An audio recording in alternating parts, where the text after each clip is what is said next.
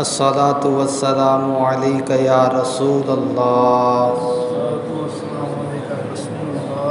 وعلی آلک واصحابک یا حبیب اللہ۔ الصلاۃ والسلام علیک یا نبی اللہ وعلی آلک واصحابک یا نور اللہ۔ نویت سنت الاعتکاف۔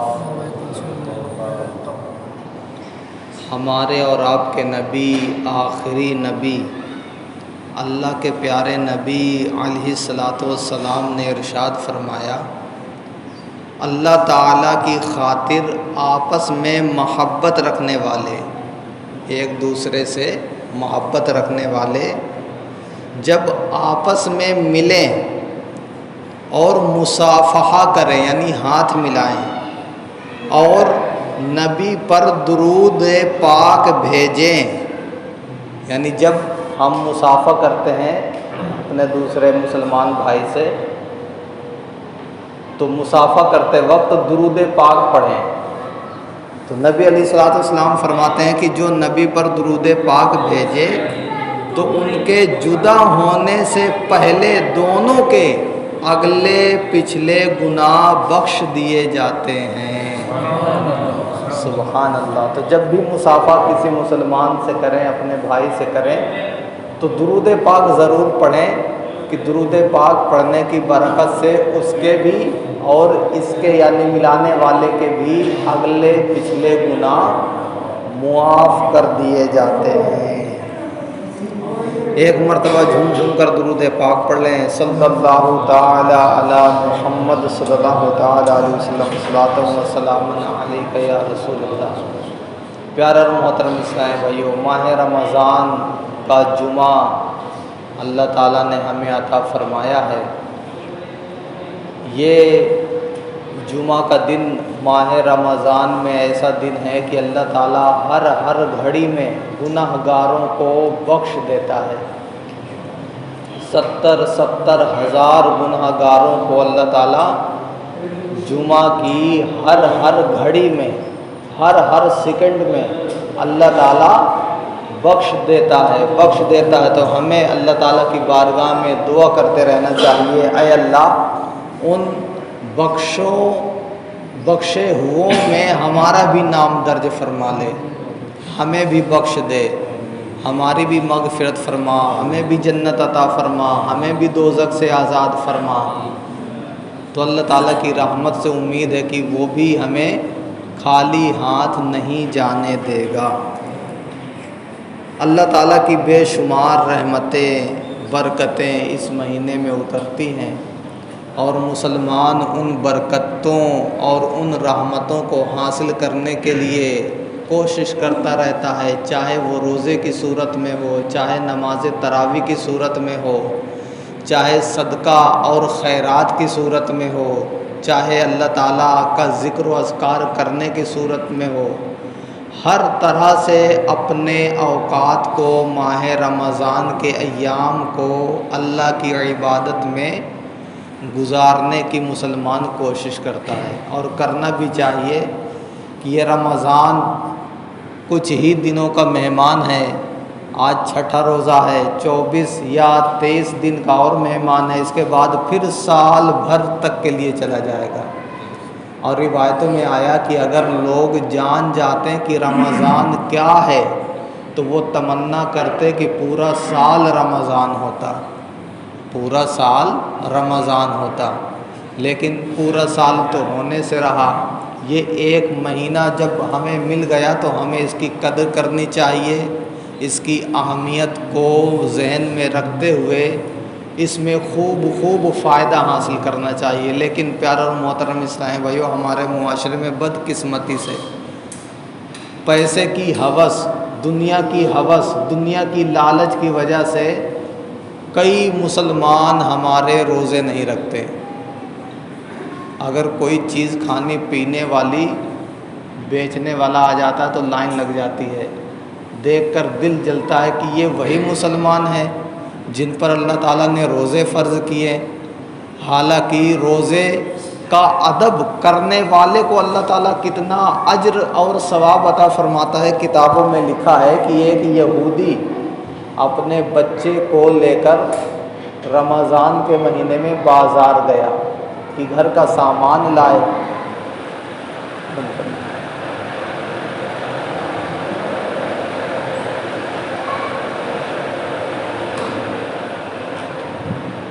لہٰذا وہ مارکیٹ میں جا کر گھر کا راشن پانی لیا۔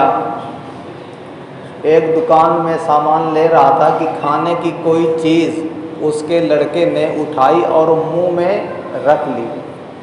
اس یہودی نے جب دیکھا کہ میرا بچہ مسلمانوں کے بازار میں رمضان کے مہینے میں کھلے عام کھا رہا ہے، اس نے ایک تماچا مارا اور کہا بیٹا تمہیں معلوم نہیں مسلمانوں کا رمضان کا مہینہ چل رہا ہے، یوں کھلم کھلا نہیں کھاتے پیتے۔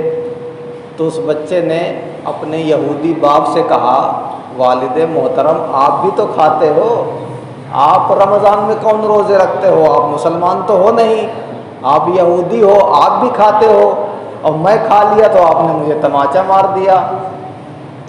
تو اس کے باپ نے کہا بیٹا میں کھاتا تو ہوں لیکن چھپ کر کھاتا ہوں، مسلمانوں کے سامنے نہیں کھاتا۔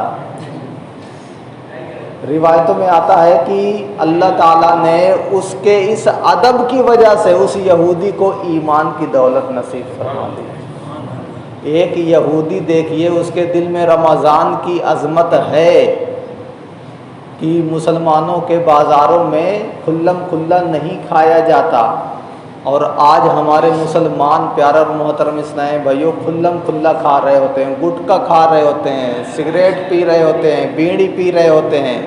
اگر منع کرو تو ایسے ایسے جملے بول دیتے ہیں جو ان کو دائرہ اسلام سے باہر کر دیتے ہیں۔ صاحب روزہ تو وہ رکھے جس کے پاس کھانا نہ ہو، اللہ نے جب کھانے کو دیا ہے تو بھوکے کیوں مرے؟ ایسے بے تکے جملے اور جرأت والے، اللہ تعالیٰ کے عذاب کو بھڑکانے والے پیارے اسلامی بھائیوں یہ جملے ہوتے ہیں۔ حالانکہ ابھی تو ہمیں کچھ محسوس نہیں ہوتا، ہم جس کے سامنے جو چاہیں بول دیں، ہمیں کوئی بولنے والا نہیں ہے، ہمیں کوئی ٹوکنے والا نہیں ہے، زیادہ کرے گا تو ایک دو مکہ لگا دیں گے، ہم سے کوئی لڑنے والا نہیں ہے، زبان درازی کرنے والا نہیں ہے، ہم اپنے باتوں کے پینچ کھم میں اس کو دبا دیں گے، ایسے دلائل دے دیں گے صاحب یہاں تو چل جائے گا، لیکن مرنے کے بعد کیا آپ کی ایک چلے گی؟ یقیناً نہیں چلے گی۔ اور اللہ تعالیٰ قرآن پاک میں فرماتا ہے کہ قبر میں ایسے سخت فرشتے مقرر ہیں جو اللہ کے حکم کے علاوہ کسی کا حکم مانتے ہی نہیں ہیں، اور جب اللہ تعالیٰ عذاب دینے پر ان کو لگا دے گا تو پیارے اسلام بھائیوں ہماری بچت اور نکلنے کا راستہ کہاں سے ہم نکالیں گے؟ نہیں ہوگا۔ پیارے اسلام بھائیوں یہ رمضان کا مہینہ ملا ہے تو کاروبار کا بہانہ کر کے، اپنے کمزوری کا بہانہ کر کے، اپنی بیماری کا بہانہ کر کے روزہ رکھنے سے آپ یہاں تو بچ سکتے ہیں لیکن اس کے عذاب سے نہیں بچ سکتے۔ شریعت اسلامیہ نے حدود مقرر کیے ہیں کہ کون روزہ نہیں رکھ سکتا۔ آپ پہلے اپنے دماغ میں سوچ لیا کہ میں صاحب تھوڑا سا بخار ہے، میرے سر میں درد ہے، میں تو تکلیف میں مبتلا ہوں، میں تو کاروبار کرتا ہوں، اگر نہیں کماؤں گا تو بال بچے کیا کھائیں گے؟ آپ نے یہ سوچ کر روزہ چھوڑ دیا۔ کیا کسی جاننے والے سے آپ نے پوچھا کہ روزہ کس صورت میں چھوڑ سکتے ہیں؟ کیا ہماری شریعت، ہمارا دین، ہمارا اسلام ان چیزوں کو بیان نہیں کرتا؟ اور آپ ہی تو بیان کرتے ہیں کہ ہمارا اسلام، ہمارا دین ایسا دین ہے کہ بچہ کے پیدا ہونے سے لے کر مرنے تک کے تمام مسائل بیان کرتا ہے۔ تو جب تمام مسائل ہمارا اسلام بیان کرتا ہے تو روزہ نہ رکھنے کی کیا پوزیشن ہے، کیا معاملات ہیں، کیا ان کو نہیں بیان کرتا؟ یقیناً بیان کرتا ہے، لیکن ہم تو اپنے دل کو مفتی مان لیا، جو ہمارے دل میں آیا بس ہم اسی پر عمل کر رہے ہیں۔ تو کبھی ہم نے پوچھا کسی سے کہ یہ میرا نہ روزہ رکھنا اور میرا یہ سبب، میری یہ بیماری روزہ نہ رکھنے کے لیے کارآمد ہے کہ نہیں ہے؟ تو پیارا اور محترم اسلام بھائیو ہم نے پوچھنا بھی ہے، ہم نے سیکھنا بھی ہے، رمضان کی قدر کرنا ہے، ورنہ خدا کی قسم رمضان کے مہینے میں جو کھلم کھلا کھاتا ہے نا، اگر اسلامی بادشاہت ہوتی، اسلامی سلطنت ہوتی تو معلوم ہے ہمارے ساتھ کیا کیا جاتا۔ یقیناً یہ مجھے بھی پسند نہیں ہے، آپ کو بھی پسند نہیں ہے۔ اسلام کا قانون ہے رمضان کے مہینے میں جو کھلم کھلا کھاتے یا پیتے پایا جائے اس کو قتل کر دیا جائے۔ توبہ کی بھی گنجائش نہیں ہے کہ بھائی توبہ کر لو معاف ہو جائے گا، ٹھیک ہے اب روزے رکھنا۔ کیا حکم ہے؟ قتل کر دیا جائے۔ اس کو معلوم نہیں ہے کہ اللہ کے ایک فرض کردہ عبادت کو سر عام اس کی بے پرواہی کے ساتھ، لاپرواہی کے ساتھ، بے باکی کے ساتھ بے حرمتی کر رہا ہے۔ اللہ کے فرائض کے ساتھ کھلواڑ کرنے والے کی گنجائش نہیں ہے پیارے اسلام بھائیو۔ تو اب ہم دیکھیں، میں سگریٹ کے کش لگا رہا ہوں، میں کھلم کھلا دکان میں بیٹھ کر چائے پی رہا ہوں۔ اگر روزے، دیکھیے ایک ہے روزہ نہ رکھنا، یہ گناہ ہے، اور دوسرا گناہ یہ ہے کہ روزے کی بے حرمتی کرنا، روزے کی بے حرمتی کرنا۔ کوئی مانگنے آیا، صاحب میں پریشان ہوں، میں غریب ہوں، میری مدد کرو، آپ کے پاس نہیں ہے، آپ کہتے ہیں بابا میرے پاس نہیں ہے، دوسرے کے یہاں چلے جاؤ، یہ اچھی بات ہے، دینا اچھی بات تھی، لیکن آپ کے پاس نہیں ہے، آپ نے منع کر دیا، یہ بھی اچھی بات ہے، لیکن اس کو آپ اس طرح جھاڑنے لگے، ہٹا کٹا الو کا پٹھا ہے، کما نہیں سکتا، تیرے ہاتھ کٹ گئے ہیں، تیرے پاؤں کٹ گئے ہیں۔ حالانکہ یہ جملے کہنے چاہیے اس کو، لیکن ہمیں نہیں کہنے، ہمیں نہیں کہنا۔ اب جب اس طرح کہیں گے تو کیا اس کی دل آزاری نہیں ہوگی؟ تو یہ کتنی غلط بات ہے۔ تو روزہ نہ رکھنا یہ گناہ ہے، اور روزہ نہ رکھ کر روزے کی بے حرمتی کرنا یہ ڈبل گناہ ہے۔ اور پیارے اور محترم اسلامی بھائیوں، میں کہا کرتا ہوں کہ آج کل ہمیں گناہ کرنے کا انداز بھی نہیں آتا۔ اس سے یہ مطلب نہیں ہے کہ گناہ کرنے کی چھوٹ مل گئی، چلو صاحب گناہ کرو، انداز سیکھ لو، گناہ کرنے کا طریقہ سیکھ لو، گناہ کرو، یہ مطلب نہیں ہے۔ یہ ٹھیس دلانے اور چوٹ لگانے کے لیے ہے کہ ہمیں گناہ کرنے کا طریقہ بھی نہیں آتا۔ ایک تو گناہ کرنا بری بات ہے، اللہ کے عذاب اور اللہ کے قہر و غضب کو ابھارنے والی بات ہے، لیکن ہمیں گناہ کرنا بھی نہیں آتا۔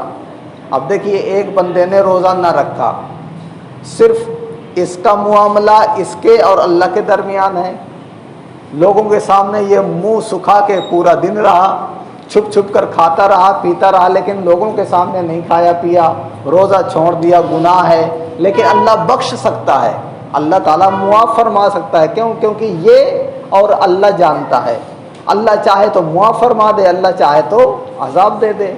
لیکن اس بندے نے اپنے اس فعل، اس کام کو نہ کر کے لوگوں کے سامنے کھایا، 10 لوگوں نے دیکھا، 10 لوگوں نے اب قیامت کے دن اس کی گواہی دینی ہے، لوگ جان گئے کہ یہ روزے سے نہیں ہے، تو ابھی روزہ نہیں رکھا تھا، کسی کے سامنے نہیں کھایا تھا، تو اللہ اور بندے کے درمیان کا معاملہ تھا۔ لیکن جب 10 لوگوں کے سامنے مارکیٹ میں، دکان میں، اپنے کسی بیٹھک میں، مجلس میں کھا لیا، پی لیا، سگریٹ پی لیا، چائے پی لیا، اب 10 لوگوں نے دیکھ لیا، 10 لوگ گواہ ہو گئے۔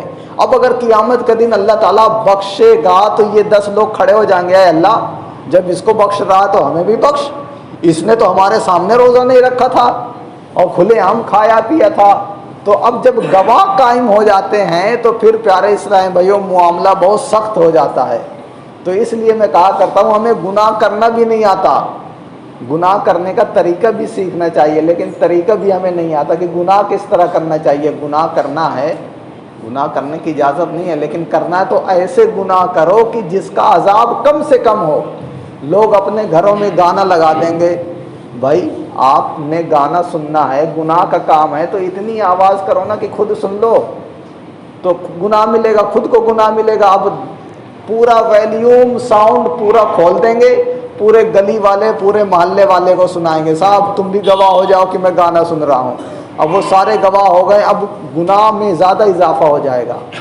تو جو بھی گناہ کرتے ہیں پیارے اسلام بھائیو، اس کو چھپ کر کیا جائے، پہلے تو کیا ہی نہ جائے۔ اس کا مطلب دیکھو، پھر سے میں عرض کر رہا ہوں، یہ نہیں کہ گناہ کی چھوٹ مل گئی، صاحب گناہ کرو مگر چھپ کر کرو، معاذ اللہ رب العالمین، ایسا نہیں ہے۔ لیکن اگر بتقاضۂ بشریت کوئی گناہ ہو جائے تو چھپ کر کیا جائے، تاکہ اللہ اور آپ کے درمیان کا معاملہ رہے، اللہ اور میرے درمیان معاملہ رہے، لوگوں کے سامنے نہ جائے۔ اگر لوگوں کے سامنے چلا گیا تو پیارے اسلام بھائیو اس کی بہت مذمت ہے اور اس کی کوئی پذیرائی نہیں ہے۔ تو میں عرض کر رہا تھا ماہ رمضان کے روزے نہ رکھنے والے پیارے اسلام بھائیو مرنے کے بعد بہت پچھتائیں گے۔ آج تو ہمیں بہت اچھا لگ رہا ہے صاحب، مجھے تو بھوک برداشت نہیں ہوتی، میں تو شوگر کا مریض ہوں، میں تو یہ ہوں وہ ہوں، لیکن ان تمام وجوہات کے باوجود اگر کسی کے گھر میں کھانا نہ ہو اور 2 دن فاقہ گزر جائے تو پھر کوئی واویلا نہیں کرتا کہ صاحب میں تو شوگر کا مریض ہوں، میں تو بھوکا نہیں رہ سکتا، میں تو مریض ہوں، میں تو پیاسا نہیں رہ سکتا، مجھے پانی دیا جائے، مجھے کھانا دیا جائے، پھر کوئی شکایت نہیں کرتا۔ لیکن رمضان میں صاحب ساری بیماریاں آ جاتی ہیں جو ختم ہو چکی ہوتی ہیں نا، وہ کہتے ہیں کہ مری گواہیں اکھاڑی جاتی ہیں، تو وہ جو بیماری ختم ہو جاتی ہے نا وہ بھی رمضان کے مہینے میں تازہ کر لی جاتی ہیں۔ صاحب میں تو اس کا مریض ہوں، میں تو اس کا مریض ہوں، میں روزہ نہیں رکھ سکتا۔ پیارے اسلام بھائیو اللہ تعالیٰ نے، علماء نے فرمایا کہ اللہ تعالیٰ 70 ماہوں سے بھی زیادہ اپنے بندوں سے محبت فرماتا ہے، اور ایک ماں کا عالم یہ ہے کہ بچہ اگر بھوک کی وجہ سے رو دے تو اپنے سارے کام چھوڑ دے گی اور پہلی فرصت میں اس کو دودھ پلائے گی۔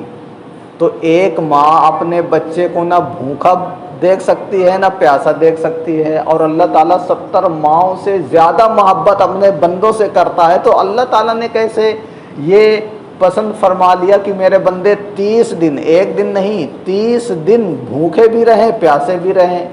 تو علماء نے اس کی بڑی نفیس تفسیر فرمائی ہے کہ اللہ تعالیٰ نے جو مسلمانوں پر روزے فرض کر کے ان پر بھوک اور پیاس کو برداشت کرنے کا حکم دیا ہے، اس میں بڑی حکمت ہے۔ حکمت یہ ہے کہ انسان کے 2 دشمن ہیں، ایک شیطان دوسرا نفس۔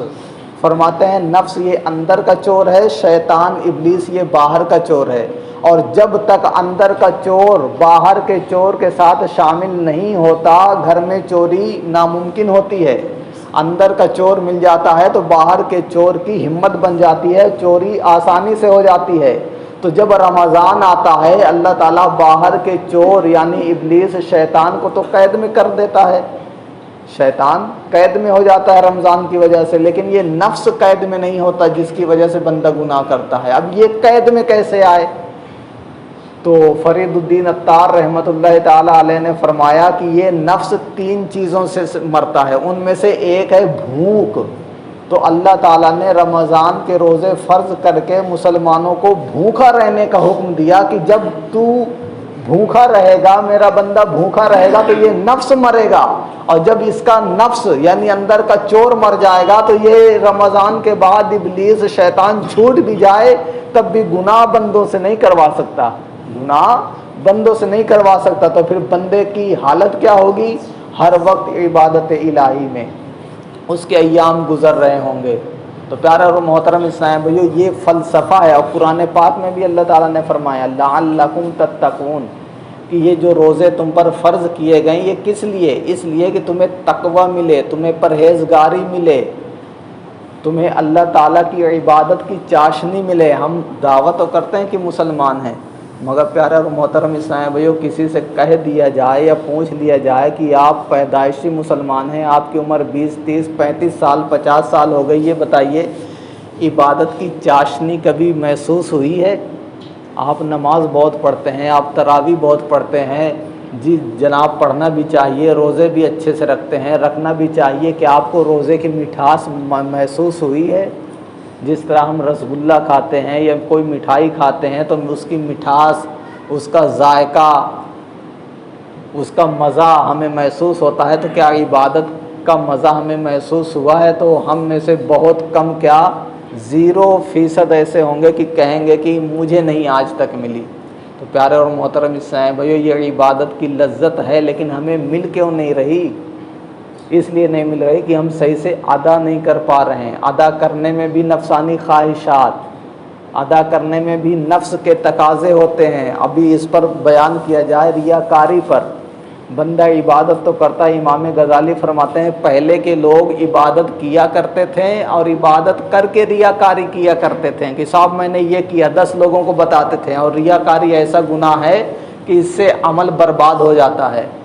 کسی نے روزہ رکھا اور بتا دیا 10 لوگوں کو صاحب میں نے روزہ رکھا. ارے تم نے روزہ رکھا اتنی گرمی میں, ارے واہ, تو اس کے نفس کو تسکین ملی. اب اس روزے پر جو ثواب ملنے والا تھا وہ ختم کر دیا جاتا ہے.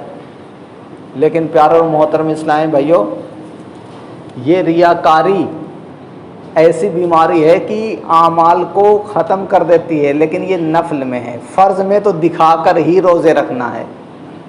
فرض روزے رمضان کے روزے ہیں, فرض نمازیں, کوئی کہے صاحب میں مسجد نہیں جاؤں گا, میں گھر ہی میں پڑھوں گا, تو ایسا نہیں ہے. فرض عبادت میں ریاکاری ضروری ہے, یعنی دکھانا ضروری ہے, ورنہ گناہ گار ہوں گے. اور نفل عبادت میں یہ چھپا کر کرنا بہتر ہے. تو یہ ریاکاری بھی ہے. تو اچھا تو نے روزے رکھے, ارے صاحب میں نے روزے رکھے, اب ریاکاری کی وجہ سے عمل برباد ہو گیا, تو پیارے اور محترم اسلامی بھائیو اس کا ثواب نہیں ملے گا. تو ہم تو روزہ رکھ رہے ہیں بڑی شد و مد کے ساتھ, صاحب میں تو 300 روزے رکھتا ہوں, میرا پڑوسی ہے وہ تو رکھتا ہی نہیں ہے. صاحب تو رکھ کے ثواب کما لیا, لیکن اس ثواب کو ضائع کر دیا. تو ہمیں اس طرح کی وہ باتیں بھی اپنے زبان سے نہیں نکالنی جو اعمال کو ضائع کر دینے والی ہیں. اگر ان ٹاپک پر بیان کیا جائے تو یقیناً یہ بیان ہونے بھی چاہیے. ریاکاری ہے, غیبت ہے, چغلی ہے, کہ ان کے کیا نقصانات ہیں, ان سے کیوں اسلام نے بچنے کا کہا ہے. یہ بہت اچھے اچھے موضوع ہیں, ہمیں پڑھنا بھی چاہیے. انشاءاللہ موقع ملا تو بیان بھی کریں گے. رمضان کے بعد, عید ہونے کے بعد پھر جو ہمارے بیانات چلیں گے نا, تو انشاءاللہ وہ قرآن کریم کی تفسیر پر چلیں گے. سب سے پہلے ہم الحمد شریف کی تفسیر بیان کریں گے. آپ رمضان میں الحمد شریف پڑھتے ہیں نا, الحمدللہ رب العالمین سے وللضالین تک, آپ کو کتنی مختصر صورت لگتی ہے. اللہ تعالیٰ نے ہر نماز میں پڑھنے کا حکم دیا, اور ہر نماز کی ہر رکعت میں, لیکن اس کے اندر فلسفہ کیا ہے. انشاءاللہ زندگی رہی اور وقت ملا تو اس پہ کم سے کم 6 سے 7 بیان آپ کو سنائیں گے. پھر آپ کو معلوم چلے گا کہ یار اللہ کا کلام واقعی میں کلام ہے. اچھا, پھر اس کے بعد ہم بسم اللہ کی تفسیر بیان کریں گے انشاءاللہ. اور روایتوں میں, کتابوں میں لکھا ہے کہ پورے قرآن کا نچوڑ بسم اللہ میں ہے. پورے بسم اللہ کا نچوڑ بسم اللہ کے با میں ہے, اور پورے با کا نچوڑ اس کے نقطے میں ہے. تو بسم اللہ میں پورے قرآن کا نچوڑ کیسے ہے؟ جب اس بسم اللہ کی تفسیر آپ سنیں گے نا, یہ بسم اللہ کی تفسیر بسم اللہ الرحمن الرحیم کم سے کم 1 سال لگے گا. جب ان تفسیروں کو آپ ملاحظہ کریں گے تو پھر پتہ لگتا ہے یار ہمارے رب کا کلام واقعی میں کوئی کلام ہے. تبھی تو اسلام نے کہا ہے کہ اگر تمہیں شک ہو کہ قرآن رب کا کلام نہیں ہے تو قرآن کی ایک آیت کی طرح بنا کر لے آؤ. اور 1400 سال سے زیادہ یہ اعلان قرآن میں موجود ہے. آج تک کسی کی جرأت نہیں ہوئی, ہمت نہیں ہوئی کہ قرآن کی ایک آیت بنا کے لے آئے.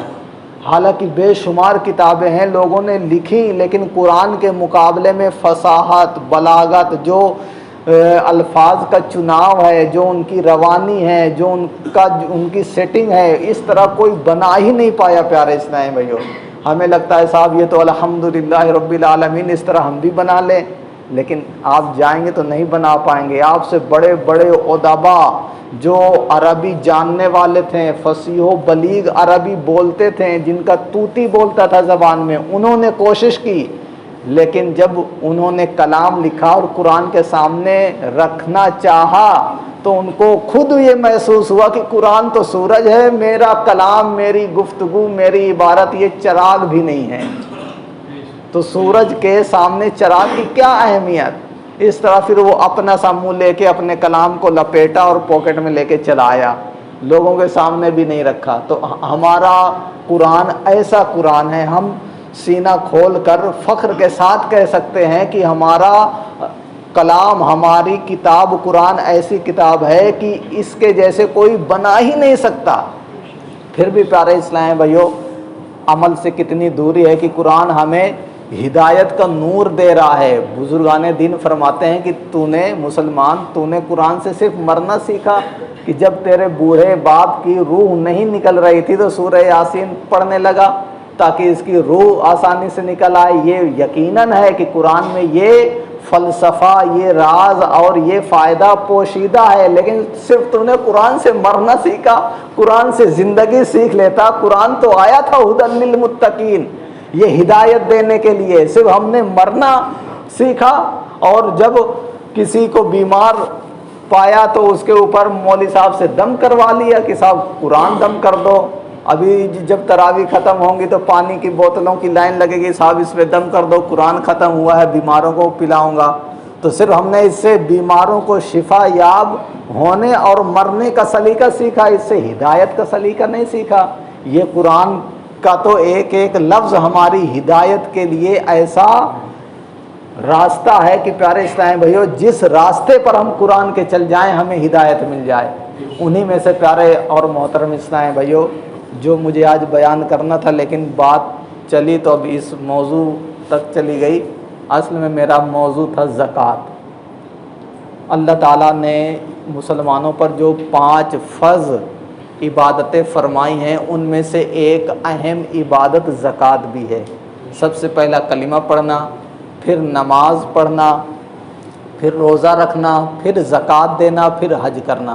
تو انشاءاللہ اگلے جمعہ ہم زکوٰۃ کے موضوع پر سنیں گے۔ زکوٰۃ کس پر فرض ہے؟ زکوٰۃ ہر ایک پر فرض نہیں ہے، زکوٰۃ فرض ہونے کی شرائط ہیں، ان شرائطوں کو انشاءاللہ ہم بورڈ میں لکھ کر سمجھیں گے۔ اور زکوٰۃ کتنے روپے پر بنتی ہے، ہم یہ نہ سوچے صاحب زکوٰۃ مجھ پر فرض نہیں ہے۔ تو یہ مسئلہ میں بیان کر دوں کہ جس کے پاس 52.5 تولہ چاندی یا اس کی رقم حاجت اصلیہ سے زائد موجود ہے اس پر زکوٰۃ فرض ہے۔ اچھا 52.5 تولہ چاندی کی رقم کتنی ہوگی؟ 52.5 تولہ چاندی بنتی کتنی ہے؟ تو یہ 630 گرام۔ اور آج میں نے دیکھا تھا چاندی کا ریٹ ان آگرہ یعنی آگرہ میں تو 71 روپیہ کا 1 گرام ہے۔ چاندی 1 گرام 71 روپے یعنی 71,000 روپے کلو۔ تو آپ 71 یعنی 71 کو 630 میں گڑا کیجئے تو آپ کو حاصل ضرب 44,000 کچھ آئے گا۔ تو ہم 45,000 مان لیتے ہیں۔ جس کے پاس آج کے وقت میں 45,000 روپے کیش ہے یا 45,000 روپیہ اکاؤنٹ میں ہے یا 45,000 کا زیور، اگرچہ سونا 1 تولہ ہو چاندی 1 تولہ ہو، آپ کہیں کہ صاحب شریعت نے تو سونے کا نصاب 7.5 تولہ بیان کیا ہے، چاندی کا 52.5 تولہ، میرے پاس 1 تولہ سونا ہے 1 تولہ چاندی ہے، 7.5 تولہ سونا بھی نہیں ہے لہٰذا مجھ پر زکوٰۃ فرض نہیں ہے، 52.5 تولہ چاندی بھی نہیں ہے لہٰذا مجھ پر زکوٰۃ فرض نہیں ہے۔ تو یہ قاعدہ سمجھ لیں کہ اگر کسی کے پاس صرف سونا ہی سونا ہے، سونے کے علاوہ نہ پیسہ ہے نہ چاندی ہے نہ مال تجارت ہے، اس کے لیے اب زکوٰۃ اس وقت فرض ہوگی جب 7.5 تولہ سونا ہوگا۔ اگر 7.5 تولہ سے 1 رتی بھی کم ہے زکوٰۃ فرض نہیں ہے۔ کب؟ جب سونا ہی سونا اس کے پاس ہے اور کوئی دیگر مال نہیں ہے۔ چاندی کا نصاب یہ ہے کہ اگر کسی کے پاس صرف اور صرف چاندی ہی چاندی ہے تو اب 52.5 تولہ چاندی ہوگی تو زکوٰۃ فرض ہوگی، 52.5 تولہ چاندی سے 1 رتی بھی کم ہے تو زکوٰۃ فرض نہیں۔ اچھا تیسری صورت یہ ہے کہ تھوڑا سے سونا ہے تھوڑا سے چاندی ہے، یا صرف تھوڑا سے سونا ہے اور مال ہے کرنسی، یا صرف تھوڑی سی چاندی ہے اور کرنسی ہے، تو اب شریعت اسلامیہ کا اصول یہ ہے کہ 52.5 تولہ کی چاندی کی قیمت دیکھی جائے گی۔ اگر 52.5 تولہ چاندی کی جو قیمت یعنی 45,000 بن رہی ہے، اب یہ تھوڑا سے چاندی اور مال ملا کے اگر 45,000 بن رہے ہیں تو اس پر زکوٰۃ فرض ہے۔ تو یہ کیش کی صورت میں ہو، چاہے بینک کے اکاؤنٹ میں ہو، چاہے اس کا سونا اور چاندی گھر میں رکھا ہو، چاہے اپنی دکان میں بیچنے کا سامان رکھا ہو، اچھا یا کوئی زمین ہے جو خریدنے کے مقصد سے لیا ہے، اگر اپنے یوز کے لیے لیا ہے تو اس پر زکوٰۃ فرض نہیں ہے، چاہے وہ اربوں خربوں کی زمین ہو، لیکن جو پلاٹنگ کرتے ہیں، جو خریدنے کے لیے پلاٹ لے کر اپنے نام کروا لیتے ہیں یا اپنے گھر والوں کے نام کروا لیتے ہیں، یا نام نہیں بھی کرواتے ہیں، پیسہ ان کو دے دیا کہ صاحب جب گراہک ملے گا تب ہم بیچ لیں گے اور اس گراہک کے ہم نام کر دیں گے، تو اس پلاٹ کی جتنی قیمت بنتی ہے اس پر زکوٰۃ فرض ہے۔ تو انشاءاللہ اس کے تفصیلی مسائل ہم اگلے جمعہ کو سیکھنے کی سعادت حاصل کریں گے۔ اللہ تعالیٰ کی بارگاہ میں دعا ہے کہ ہمیں عمل کرنے کی توفیق عطا فرمائے۔ الحمدللہ دعوت اسلامی کو بھی مت بھولیے گا، انشاءاللہ ہم آپ کے پاس آئیں گے۔ رمضان کا مہینہ ہے، جمعہ میں ایک نیکی کرو تو 70 گنا ملتا ہے، تو آپ زکوٰۃ، فطرہ، صدقات دعوت اسلامی کو دیجیے گا۔ دعوت اسلامی میں الحمدللہ 1000 سے زائد مدارس چل رہے ہیں، تو نماز کے بعد آپ کے پاس آئیں گے تو آپ ضرور اس میں حصہ ملائیے گا۔